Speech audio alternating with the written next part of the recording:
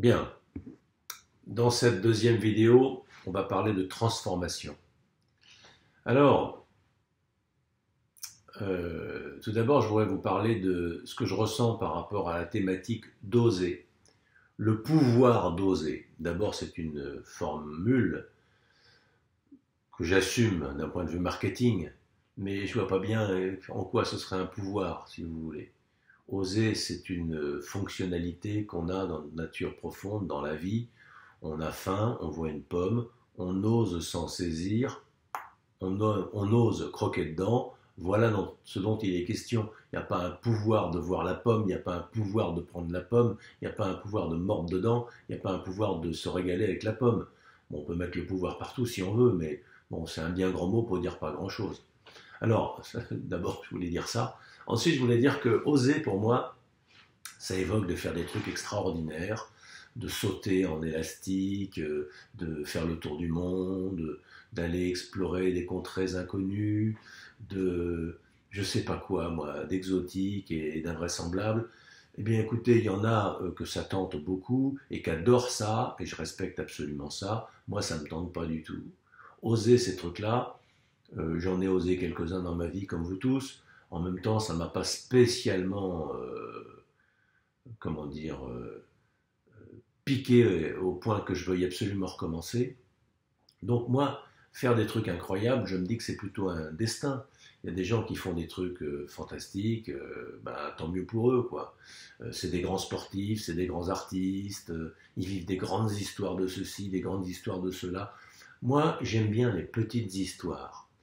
Je trouve que souvent, des gens quittent leur vie ordinaire, vis-à-vis de laquelle ils ont un peu de dédain, pour aller s'engager dans un séjour fantastique auprès, je sais pas quoi, moi, de chamans, de grands êtres spirituels, ils vont au festival de je ne sais quoi, pendant laquelle ils vivent une grande intensité, et puis quand ils rentrent chez eux, ben, soit ils ont été comment dire, bouleversés, etc., et auquel cas ça va les transformer dans leur quotidien, soit tout simplement ça les a détendus, ça les a occupés, ça les a dépaysés, puis quand ils reviennent, ils retrouvent leur médiocrité, et puis ils n'ont pas progressé d'un pouce. Donc ça m'intéresse pas trop, si vous voulez.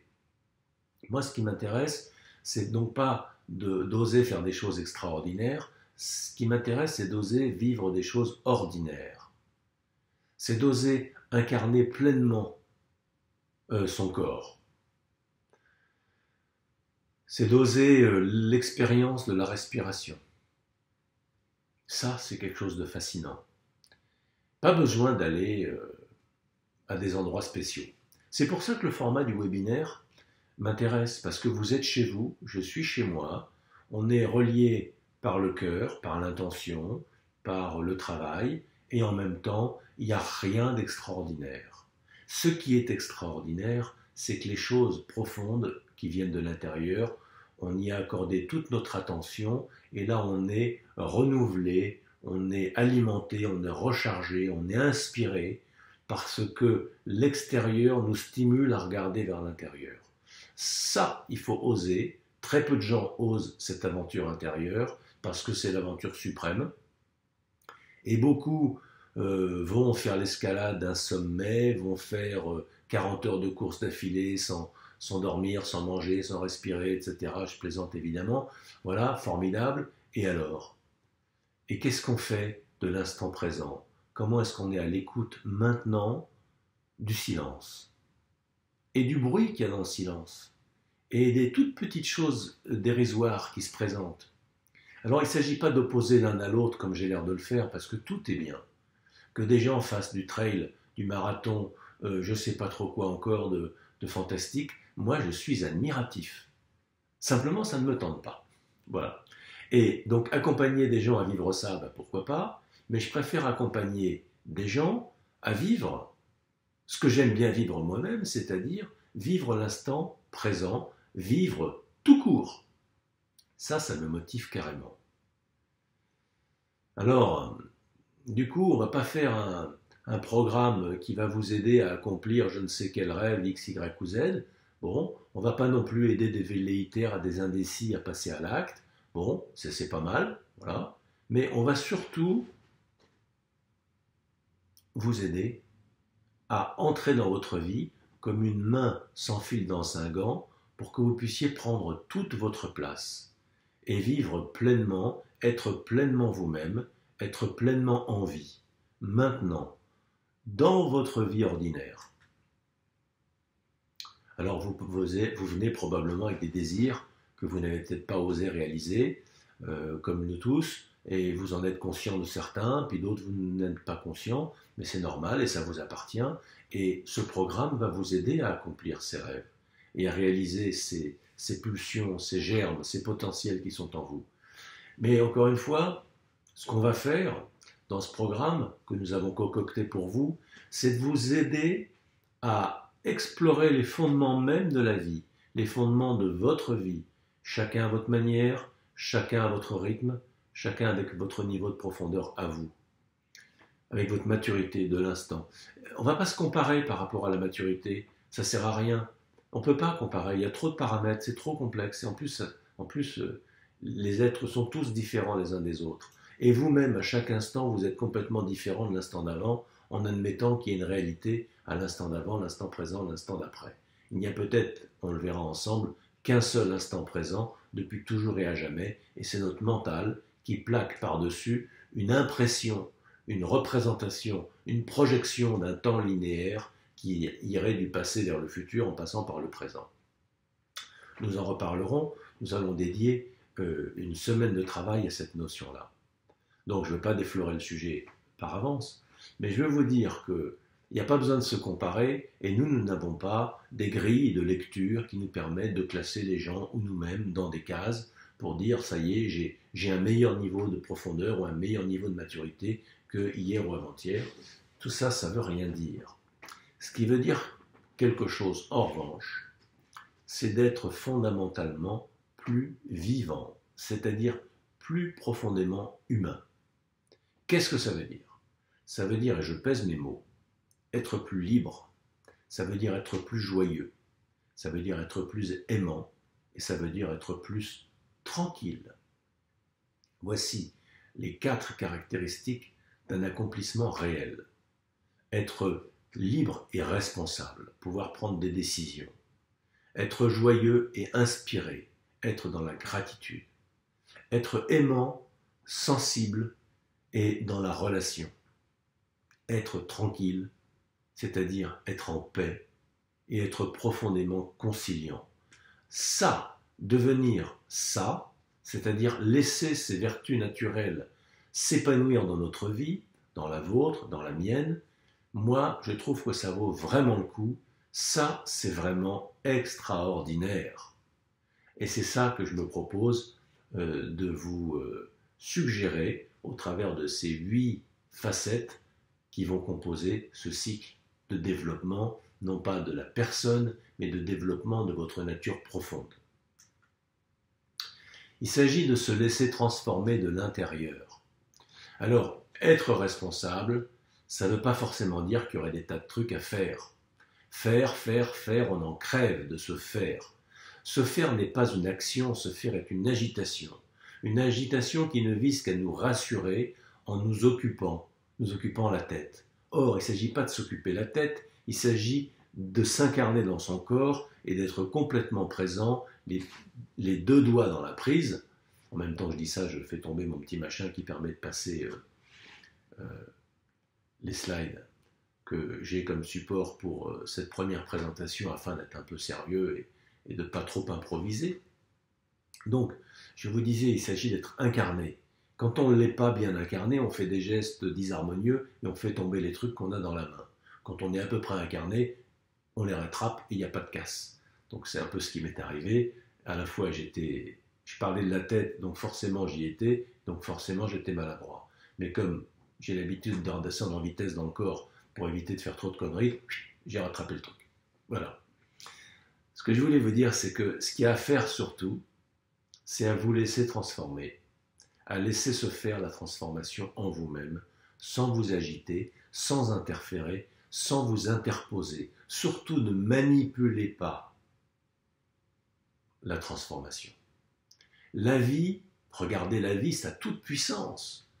la vie qui fait l'univers, les étoiles, les grains de sable, toutes les gouttes d'eau qu'il y a dans l'océan, le nombre de cellules qu'il y a au bout de votre doigt, le nombre d'atomes qu'il y a dans une cellule, le nombre d'électrons qu'il y a dans un atome, l'espace qu'il y a entre eux. C'est incroyable de force, de créativité, d'ingéniosité, de richesse.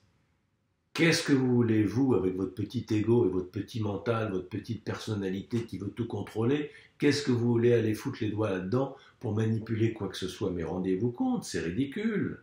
C'est vraiment ridicule. C'est d'une impudence folle, au sens de la folie, c'est de la démence. La seule chose raisonnable à faire, c'est de reconnaître que la vie est absolument merveilleuse, même si elle est violente, même si elle est dure, mais elle est merveilleuse et elle est parfaite. Et donc il faut laisser cette perfection s'accomplir en soi, plutôt que en petit professeur grincheux et pédant, vouloir avec des petits tournevis s'occuper à l'intérieur de changer des réglages et de tout foutre par terre. C'est ce qu'on fait dans notre vie, dans notre société. C'est pour ça qu'il y a tant de malheurs dans le monde. Mais si, à notre niveau, on pouvait déjà être exemplaire, c'est-à-dire non pas se donner en exemple, mais s'aligner soi-même, commencer par soi-même, comme l'histoire du colibri. Pas besoin d'aller s'agiter à l'extérieur. Commençons par modifier nos attitudes, notre vision, et justement à propos de vision, ce cycle de 8 miroirs va vous permettre de vous voir par 8 aspects différents. Voir votre nature profonde, voir le processus même d'accomplissement et de réalisation de la nature profonde, voir aussi vos correspondances, et j'en ai fini dans une minute, en vous disant que tout est merveilleux. Mais dans toutes les merveilles de la vie, il y en a qui aiment plus ou moins certaines choses, et certaines choses, ils les aiment moins. C'est normal. On n'est pas tous feu, air, eau, terre. Les 4 éléments sont en nous, mais certains sont plus feu, d'autres sont plus air, d'autres sont plus eau, d'autres sont plus terre. Parmi les 4, on en a 2 en majeur, 2 en mineur. Et puis, dans la manière de laisser ces énergies s'exprimer dans nos vies, on a une manière singulière de le faire. Et chaque chose est différente, chaque être est différent. Il faut assumer qui vous êtes. Il faut assumer que vous êtes un être humain qui est né quelque part, à une époque donnée. Et donc vous avez eu un conditionnement. Et donc vous avez été pris par un certain nombre de croyances. C'est normal, vous ne pouvez pas ne pas avoir de personnalité. Vous ne pouvez pas ne pas avoir de croyances. Vous ne pouvez pas ne pas avoir de filtre mental. Mais vous pouvez voir ce filtre mental. Et vous n'êtes pas obligé d'y croire à vos croyances. Elles émergent. Vous les voyez, vous n'êtes pas pris par elles, c'est vous qui les prenez, et en fait vous n'en faites rien, vous les laissez, vous les voyez gentiment, sans dédain, sans mépris, sans rejet. Et puis vous constatez qu'il y a un mouvement de révolution qui opère en vous, et que ces croyances finalement n'ont que très peu d'emprise sur vous. Et donc la révolution, la transformation, se fait d'elle-même, j'allais dire de soi-même, parce que cette transformation, ce n'est pas un processus abstrait, c'est vous-même la transformation. Vous êtes la transformation qui advient en vous en ce moment même. Vous ne faites donc aucun effort, parce que le vous qui ferait des efforts, c'est un vous illusoire. C'est une petite personnalité, un petit ego qui se prend pour quelqu'un alors qu'il n'est rien, il n'est qu'un fatras de concepts. La transformation, elle a lieu en moi au moment où je vous parle. Elle a lieu en vous au moment où vous m'écoutez, et elle aurait lieu en vous si vous ne m'écoutiez pas. Ça n'a rien à voir avec le fait d'écouter, ça a à voir avec le fait d'être en vie. Que vous le vouliez ou non, que vous le sachiez ou pas, la transformation, c'est la vie, et vous êtes la vie. Donc vous êtes la transformation. Tout l'art de vivre, c'est l'art de permettre la transformation. L'art de voir, l'art d'accepter et l'art de permettre. Voilà de quoi nous allons parler ensemble. Voilà ce qui va vous aider à vous accomplir. Et donc, oui, osez dans ce sens-là. Il ne s'agit pas d'oser draguer n'importe qui dans la rue. Osez demander une augmentation à votre patron. Franchement, on se trompe si on pense que c'est ça qu'il faut faire. Ça, vous allez le faire d'une manière parfaitement naturelle, parfaitement fluide, sans aucun effort, quand vous serez vous-même. Tant que vous chercherez à être quelqu'un d'autre de plus grand, de plus beau, de plus ceci, de moins cela, vous serez à côté de vos pompes et tout ce que vous devrez oser pour parvenir à être cet autre que vous voudriez être et que vous n'êtes pas, eh bien vous aurez énormément de mal, ça va vous coûter, ça va vous faire dépenser de l'argent, de l'énergie, de la fatigue et vous serez toujours malheureux. Alors dans la première session, on va vous parler de qu'est-ce que c'est qu'être heureux. Mais pour l'instant, restons-en là. Voici pour cette introduction sur le pouvoir d'oser la transformation qui se fait en vous.